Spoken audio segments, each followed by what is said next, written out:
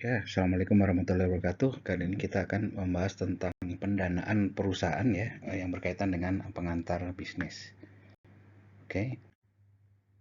Oke, apa aja sih sumber pendanaan dari perusahaan?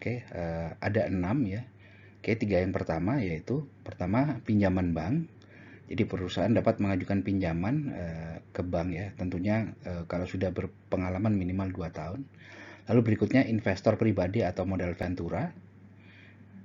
Di sini perusahaan bisa mendapatkan suntikan dana dari pemodal pribadi ya, kayak angel investor dan lain-lain. Lalu berikutnya ada penerbitan saham dengan cara menjual kepemilikan perusahaan ya, sebagian ke umum ataupun ke kenalan ya. Jadi di sini kita bisa menjual saham untuk memperoleh dana segar. Lalu berikutnya ada juga crowdfunding. Dia mengumpulkan dana melalui kontributor kecil atau retail ya, biasanya dengan platform online. Contoh kalau di Indonesia ada kitabisa.com contohnya ya, atau crowdfund.com. Lalu berikutnya ada pinjaman dari pihak ketiga, itu bisa berupa lembaga non-bank atau mungkin ya pribadi seperti obligasi seperti itu. Lalu yang terakhir ada pendanaan melalui program subsidi pemerintah atau hibah. Jadi kalau pemerintah ada program mendukung sektor bisnis tertentu dan usaha kita ada di sektor tersebut, kita bisa mendapatkan subsidi atau hibah dari pemerintah seperti itu.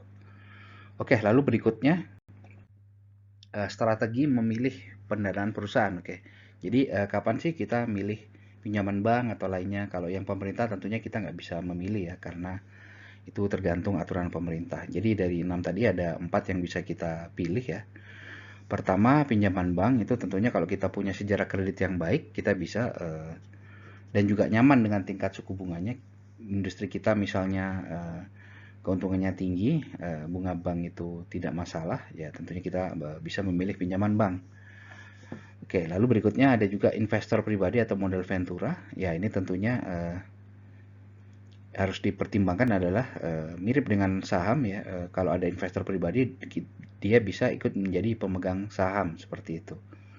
Karena kalau baik penerbitan saham maupun investor pribadi, kalau suatu saat mayoritas kepemilikan sahamnya beralih ke orang lain, jadi kita bukan pemegang saham mayoritas lagi. Lalu ada juga crowdfunding. Ya tentunya ini bisnis kita harus punya nama atau ya terkenal di masyarakat agar orang tertarik untuk ikut crowdfunding ya. Jadi pilihan ini tergantung situasi kita, bisa dikombinasi, semua tergantung situasi dan kebutuhan kita. Oke, mudah-mudahan jelas. Terima kasih. Wassalamualaikum warahmatullahi wabarakatuh.